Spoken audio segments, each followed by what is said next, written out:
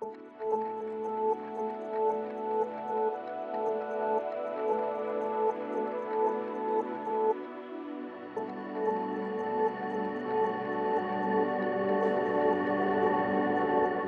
my name is Kara Hawk, and I have become involved and actually took the job with the Alzheimer's Association, mainly because my mother actually has Alzheimer's. And so I wanted to do something positive and to make a positive impact fighting this disease, because it is currently a disease with no cure. There are treatments, but no cure. And I wanted to do what I could do in my own small way to make a positive impact. I'm very excited to talk about the Lincoln Trail Walk to End Alzheimer's that is coming up. In this area, we have a very rich tradition of people coming together in community to raise funds to fight the Alzheimer's disease. And so we all are coming together again this year. We will be at Freeman Lake Park. We will be at the Williams Pavilion. We're going to have different organizations there that have been our sponsors, and we are going to have lots of great information there, as well as a fun zone. We're going to have bubbles, face painting. We will have the traditional promise garden, which is always very meaningful and important. So we're excited. That will be September the 22nd. It's on a Sunday. It's in the afternoon. People can plan to be there from 2 to about 4 o'clock. Yes. This is open to everyone. We would love to have lots of people just come out that day, but we would also like, because this is a fundraiser, so this is not a, it's not a 2K, it's not a 5K. We are gonna walk maybe a mile, and it's a gentle stroll. It is for all abilities, so people can actually bring family members with wheelchairs, and that would be perfectly fine. Pets are welcome as well. Dogs on, friendly dogs, let me just say, friendly dogs on leashes are welcome as well. But if you would like to sign up to have a team and raise money, because again, that's what this is all about, we would love for you to do that. You can go to alz.org/walk and then put in your zip code, and it'll put you right with our walk. The funds that will be raised that day, our goal for this area is $70,000, and pretty much all of that, I can't say all of it, but a large portion of that does go to research. And I think that that is so important, because that is how we get treatments. That's how eventually we might get a cure, and that is our goal. Is the mission of the Alzheimer's Association is for there to be a world without Alzheimer's and all forms of dementia. So that's where the money goes, and that's why we raise the money. That's why it is so important. People can give that day if they would like to. People who raise money, it is, you need to sign up online, and you need to sign up with a team by yourself. It's fine as an individual, and then raise $100, and you will have a t-shirt mailed to you directly. We would also like to have teams to get involved from the school systems, clubs, organizations, family members. If there's, you and your family have someone that you love that has had Alzheimer's, this is a great thing for y'all to just gather up brothers, sisters, cousins, and everybody come out together in community and show your support for this organization. Okay. In regards to research and ways that we have come up with treatments, it is amazing. It is actually, we are on the cutting edge, and it's so exciting. One of the first things that I'd like to talk about, there is a new biomarker that they have determined that a doctor in a general practice office can have your blood taken, and there will be signs of the amyloid plaques, and that is something that will alert them very quickly. Oh, we need to check. They're not going to do that unless there are some signs of mild cognitive impairment, but If there are, they can do that, and it's a little more definitive than just the test, just the cognitive test alone. So it helps, and it also helps shrink the time down for treatment. So very quickly, you could go from, I think I'm having some problems, to getting your blood tested, to let's get some infusions going. And there are infusions going that are attacking those amyloid plaques. And that is helping people live very comfortable lives much longer. They are able to still work, a little longer. They're able to have memories with their families a little longer. And that's amazing. That is amazing. It's not a cure, it's a treatment. But I'll take it for the time being. But we are also working on education to help people understand, like that our friend behind the camera's age. Protect yourself, eat healthy, exercise, the thing that we always tell everybody, if it's good for the heart, it's good for the brain. And so that is so positive. We want to make sure everyone understands that. So we're not just, waiting until somebody gets it and then saying, oh, let's try to treat you. No, we're trying to help educate everybody before it's even a remote possibility. And I think that's very positive as well. What's the similarities of dementia and Alzheimer's, and signs that you are maybe having some issues? And I know there's probably all kinds of Yeah, there are all kinds of things. Well, dementia is the overarching umbrella that covers all of the different types of cognitive impairment. So there's many different types of dementia. So when you hear that and somebody says, oh, they have dementia, well, Alzheimer's is just one of those. There's also Lewy bodies dementia. There are, frontal temporal, there, vascular dementia. There's lots of dementias. So it's important that you go to your primary care physician and find out what is happening.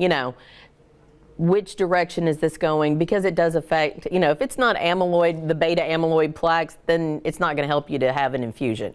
You need to have the right treatment. So start early, don't wait, and some of the warning signs, there's a big difference between not being able to find your car keys, because we all have that. Those moments when you're just like, oh, I know I had them, they were just here. So that's normal.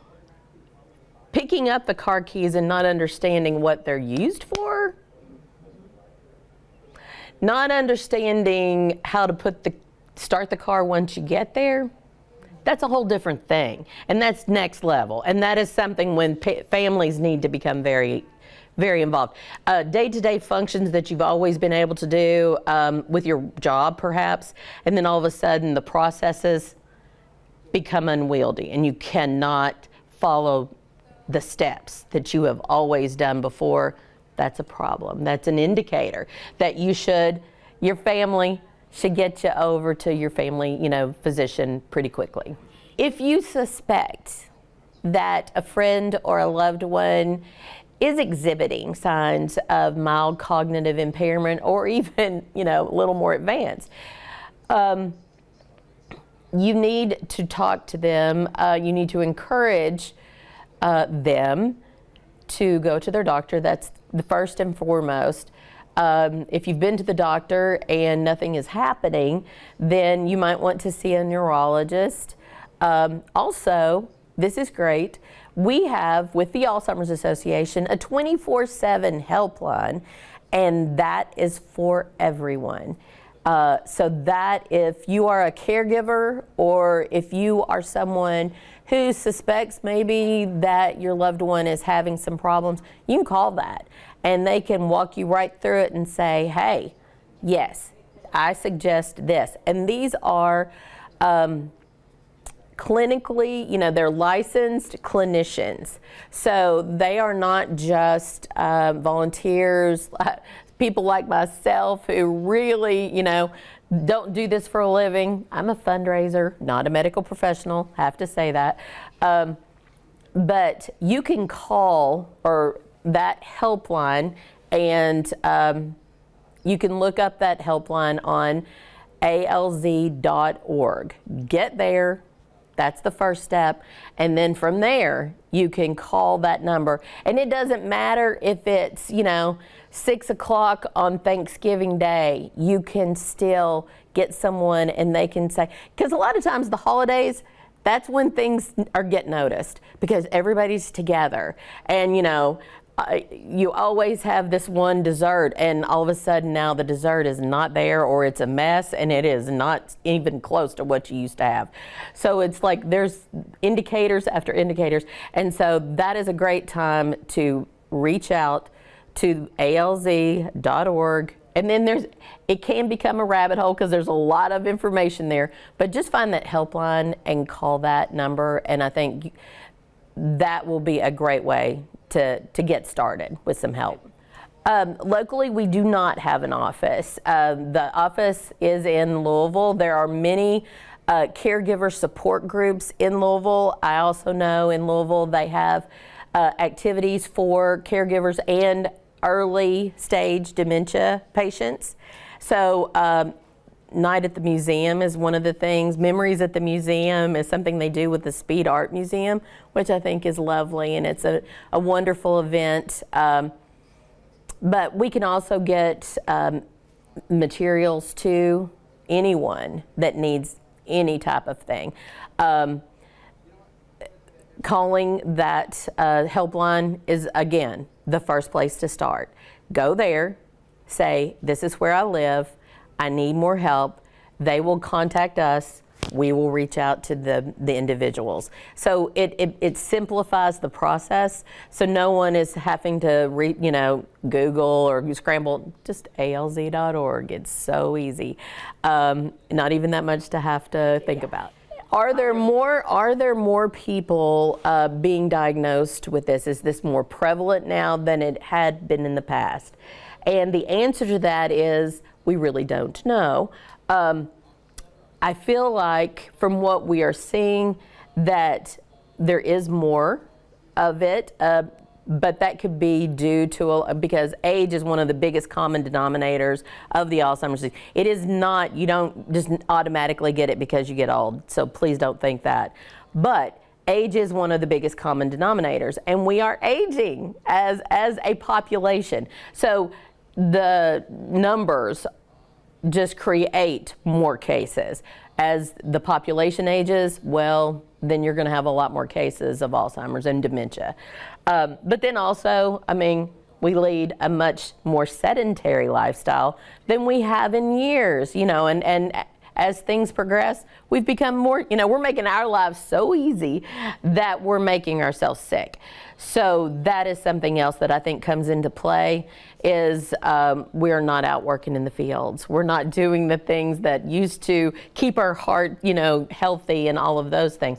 So it's probably a mixed bag of us getting older and having a fairly unhealthy lifestyle. The goal is for us to start at RJ's age and, be healthy, take care of ourselves, eat well, keep that cardiovascular stuff going, take those walks, run, jog, all the things to keep the blood pumping so that it goes to the brain. And just because we can sit it and do things, at our computer doesn't mean that we shouldn't take breaks and get up and walk around and move a little, because we do definitely need to do that. Learn new things, learn new languages. That is one of the great ways to keep your brain healthy. Social interaction. COVID brought a huge escalation in the numbers. And I think a lot of it had to do with people being isolated. They were afraid to go to the doctor. They didn't go to the doctor. And then when all of a sudden things were freed up, they were in a bad place. And so I do feel like that certainly escalated the numbers as well. But that's just, the big event is the Walk to End Alzheimer's. It's for Lincoln Trail, and it's not just for Elizabethtown, but it is for all the surrounding counties. We would love to have everyone there. It is on September the 22nd. It is on a Sunday. It is in the afternoon from 2 to 4, and it will be at Freeman Lake Freeman Lake Park, and it will be at the Williams Pavilion. They can register teams or individuals at alz.org. Again, everybody loves that website, alz.org/walk, and then just put in the zip code. Simple as that. You can register a team. Hi, my name is Mary Jean Blake, and I'm with Central Kentucky Community Action. I am the director of the Retired and Senior Volunteer Program, the RSVP program, as well as the Senior Companion Program. Our programs coordinate opportunities for seniors to volunteer in the community, for nonprofits, to serve in homes of the frail elderly, to make sure that they can stay in their homes and live independently as long as they can. It provides companionship for those seniors as well as our volunteers. We have a recognition ceremony coming up in October. We do that annually, and anyone who would like to donate door prizes or be a sponsor for that can reach out to mary.blake@ckcac.org. You can also reach at 270-402-7194. Those are also good contact numbers for anyone who is 55 and older and would like an opportunity to serve in the community and also get out and meet people. It's a great opportunity for that as well. So we look forward to hearing from you. Thank you. I'm Christy Gordon, founder of Girls United, #GameChanger. We founded Girls United in 2021 in memory of the late Tanya Seabrooks. She had a passion for helping the youth, and we thought this was a great opportunity to just go out and fulfill her mission. Girls United's mission is to provide resources that empower young women to become confident, successful future leaders while elevating one another. Our first event was in 2021. We hosted a fundraiser. It was a barbecue cookout, and we raised close to $2,000 to help get us on our feet and moving. We hosted monthly workshops throughout 22, and in 23, we were able to partner with Bluegrass Middle School and go into the schools and work with a specific group of girls that the principal had selected. And we tailored our presentations to their needs, and we covered everything from body positivity and financial literacy, budgeting, building credit, all of those things that are necessary to become adults in life. We would love to have more schools participate in Girls United. We can tailor our presentations to the needs of the principal and the students. To get in touch, you can reach out by email, girlsunited21@gmail.com. Our website is www.girlsunitedgamechanger.com, and we also have a Cash App, Girls United 21. Or you can reach me by phone, 270-506-7064. Hello, my name is Tanya, and I am with JT's Way. JT's Way is a nonprofit organization right here in Elizabethtown, and our purpose is to assist families who have lost a child with funeral and burial expenses. What we do is we work directly with the families, we work directly with the funeral homes, and through that, we can also help with finding counseling for the family, and we can also just be a person that you can talk to. So if you need to get in touch with JT's Way, you can find us on Facebook at JT's Way. You can also go to our website, which is jtsway.com, or you can call 270-784-7008. Hi, my name is Selena Hudson, and I'm here on behalf of the Legacy Foundation. The purpose of the Legacy Foundation is to empower and uplift those in our community, adults as well as our youth. Every program that we have on financial literacy and business that we have for adults, we also have for the youth.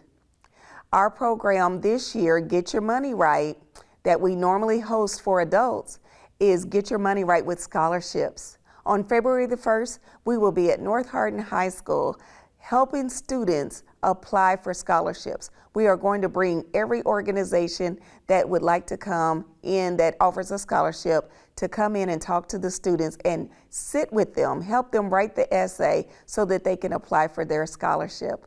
We do not want to leave any money on the table. And then we also have our Youngpreneurs Academy that is in March, where students that are thinking about owning a business, or they already own a business, can come in online. It'll be on Zoom, and they can attend every week for 4 weeks and learn how to set their business up correctly.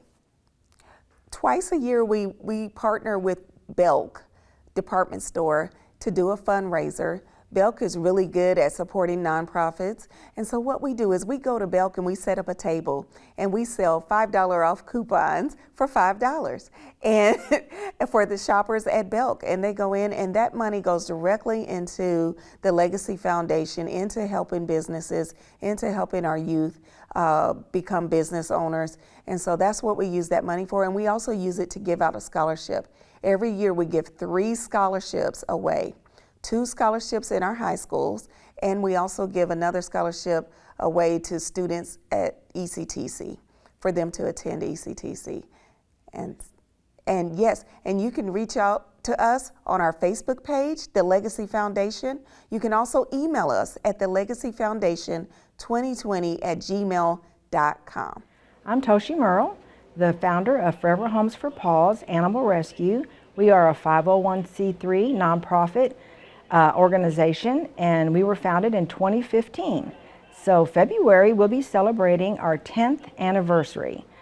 We are located in the Hardin County community. Primarily our organization is in Radcliffe, the facility, and we help injured animals, primarily dogs that are abandoned, strayed, owner surrenders, and also we help with cats, we help with medical, we help with food, and our main goal though is to find forever homes for those that are in need. We have started in 2015 with a Paws United Pet Expo. Next year we'll be having our 11th annual Paws United Pet Expo, and that'll be in Radcliffe at the old USA Cav building, if you know what that is, and it's 2855 Centennial Avenue. But all of the things that we do, the animals that we have up for adoption, you can find them on our Forever Homes for Paws Facebook page. Also our website, which is foreverhomesforpaws.org. We do fundraisers. Our main fundraiser is the Pet Expo, but we also do a lot of different type of fundraisers. We have different organizations that volunteer. They do Girl Scouts, Boy Scouts, the BOSS program at Fort Knox. We have a lot of volunteers, and they help with fundraising, but our main primary fundraising is the Pet Expo. Currently we're seeing a enormous, overwhelming rise in stray animals, abandoned animals. I personally say that we're in a crisis in this county, in our country. So it's really becoming overwhelming. Our need for fosters is one of the things that I would ask. If you can foster and help hold a stray dog primarily, then we could use that help because there's limited space. And it's not just us. I will say our shelter that does an amazing job. They need fosters. I mean, fosters is critical, volunteers is critical, donating for food, donations monetarily for medical supplies. Every animal that we rescue, we vet, try to vet immediately. And that includes all their shots, any medical needs that they may have. We spay, we neuter, and then we place them up for adoption. So that is our main goal at Forever Home for Paws, is adopting out the animals in need, but also education. We're trying to educate the public in the responsibilities of of being a pet owner. So what does that entail besides vetting your animals, keeping them secure, getting them microchipped?